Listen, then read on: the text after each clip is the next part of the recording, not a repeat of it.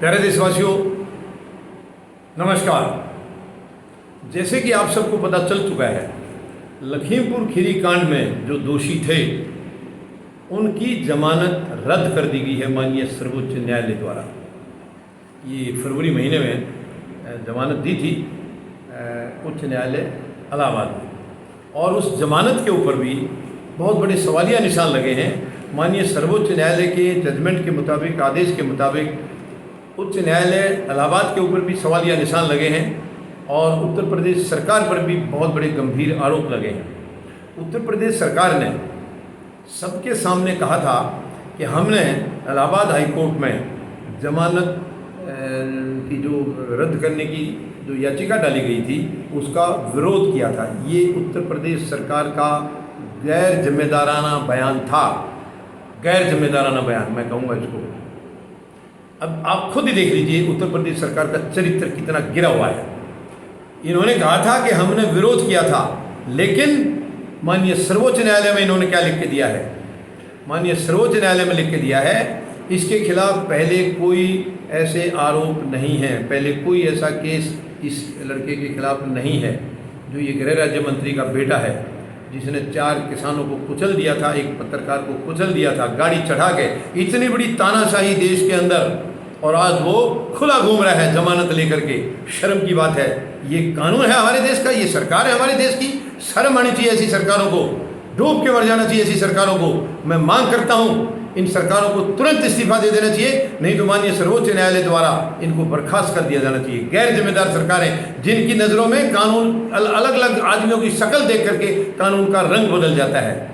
कितनी अफसोस की बात है, कितनी शर्म की बात है। ये गृह राज्य मंत्री का बेटा है और बाकी छोटी छोटी गलतियों पर बुलडोजर चल रहे हैं उनके मकानों पर। क्या ये चेहरा दिखाएगी उत्तर प्रदेश सरकार? चेहरा दिखाने लायक है ये? शर्म की बात है, शर्म की बात है ये। क्या ये अपने आप के अंदर झांकेगी अपने अंदर? जिसने 4 किसानों को कुचल दिया चैलेंज करके, और इनके बाप ने जो कि गृह राज्य मंत्री के पद पर आज भी विराजमान है, शर्म की बात है। क्या वो पद पर रहने लायक हैं? क्या खुद प्रधानमंत्री महोदय पद पर रहने के लायक हैं?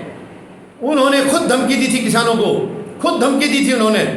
3 अक्टूबर को ये लड़के ने गाड़ी चढ़ाई है, और उससे पहले 1 हफ्ता पहले वो खुद बयान दे चुके हैं। इस लड़के के फादर जो गृह राज्य मंत्री के पद पर दुर्भाग्य से आज भी विराजमान हैं, वो ये बयान दे चुके थे। मैं या तो समझ जाइए वरना मुझे 2 मिनट लगेगी। ये बयान था, किस हैसियत से कहा उन्होंने, किस औकात से कहा? क्या गृह राज्य मंत्री के पद पर बैठे हैं इसलिए भाई ये कहेंगे कि देश के मालिक हो गए वो, देश का कानून उनके हाथ में आ गया?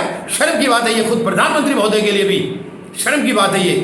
यानी इतने दो चेहरे इनके, दोगले इनके विचार हैं, एक के सामने कुछ और, दूसरे के सामने कुछ और। शर्म की बात है ये। इस देश के कानून के आगे इससे ज़्यादा बुरा हाल और कुछ हो नहीं सकता है। और उन्होंने ये भी कहा था, याद करिए मंत्री या सांसद या विधायक बनने से पहले मैं क्या था, याद करिए। इतनी धमकी देने के बाद प्रधानमंत्री महोदय की, मुझे नहीं मालूम क्या भय है इनको, क्या डर है। ये तो कह रहे थे कि देश बड़े मजबूत हाथों में है। मैं कहता हूँ सबसे कमजोर हाथों में आज देश है। अगर कमजोर हाथों में नहीं है तो एक गृह राज्य मंत्री को क्यों पद से हटाया नहीं गया? इतने गंदे बयान दिए उन्होंने किसानों के खिलाफ, और उसके बेटे ने किसानों के ऊपर गाड़ी चढ़ा दी है, उनको मौत के घाट उतार दिया है। आज वो जमानत पर रिहा हो गया। शर्म आनी चाहिए सरकार को। उत्तर प्रदेश सरकार ने यह भी लिख के दिया है, पहले इनके ऊपर कोई केस नहीं है और इनका देश से भागने का भी कोई खतरा नहीं है। ऐसी कोई गैर जिम्मेदारी इनकी तरफ से आज तक दिखाई नहीं दी है। क्यों झूठ बोला इन्होंने कि हमने इलाहाबाद हाई कोर्ट में विरोध किया था? अगर सरकार विरोध करती तो ये जमानत कैसे मिली? हाई कोर्ट क्या अपनी मर्जी से जमानत दे देगी? अगर सरकार ने वहाँ पर ये मांग की थी कि जमानत इनकी रद्द नहीं होनी चाहिए, तो जमानत रद्द कैसे हुई है? बहुत बड़ा सवालिया निशान है। उत्तर प्रदेश सरकार कितनी झूठ बोल रही है, शर्म आनी चाहिए, शर्म आनी चाहिए। कितनी बड़ी झूठ है। खैर, अब वो जमानत उसकी रिजेक्ट हो चुकी है और माननीय सर्वोच्च न्यायालय की निगरानी में अब आगे जांच होगी। और माननीय उच्च न्यायालय इलाहाबाद से भी बहुत बड़े सवाल किए हैं माननीय सर्वोच्च न्यायालय ने। कैसे जमानत दी गई? दूसरे पक्ष को बिल्कुल नज़रअंदाज क्यों किया गया? उनकी क्यों नहीं सुनी गई? इसको गहराई से, गंभीरता से क्यों इनके ऊपर एलिगेशन जो थे उनका विचार नहीं किया गया? बहुत बड़े सवाल माननीय सर्वोच्च न्यायालय ने उठाए हैं।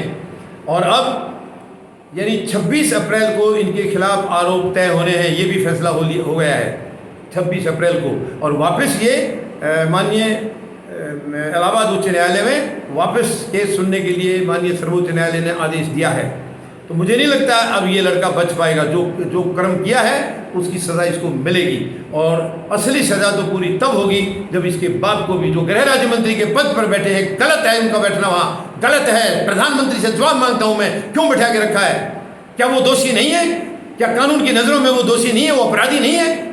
गृह राज्य मंत्री के पद पर बैठ गए तो क्या वो कानून से ऊपर हो गए, देश से ऊपर हो गए, देश की जनता से ऊपर हो गए? मैं जवाब मांगता हूँ प्रधानमंत्री महोदय आपसे, मैं इस देश का एक वफादार नागरिक हूँ, वरिष्ठ नागरिक हूँ, जवाब दीजिए क्यों आज तक आपने उसको पद से नहीं हटाया है, और क्यों इसकी जमानत रद्द कराने के लिए गलत सलत बयान इलाहाबाद हाईकोर्ट में दिए गए हैं और जमानत को रद्द कराया, मतलब वहाँ से इनको जमानत पर रिहा कराया गया?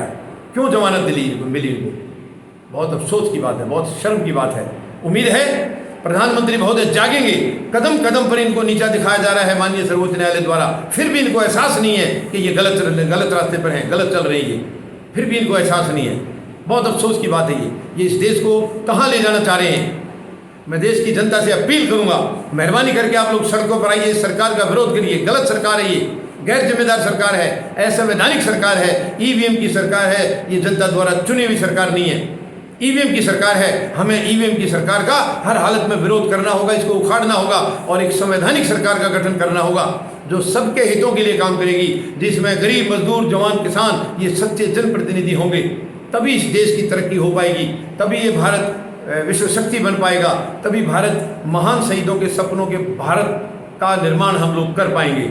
मेरी आप सबसे निवेदन है, आप सब मेरी अपील को सुने और सड़कों पर आएं और इस सरकार का विरोध करें। धन्यवाद। जय जवान, जय किसान, जय हिंद।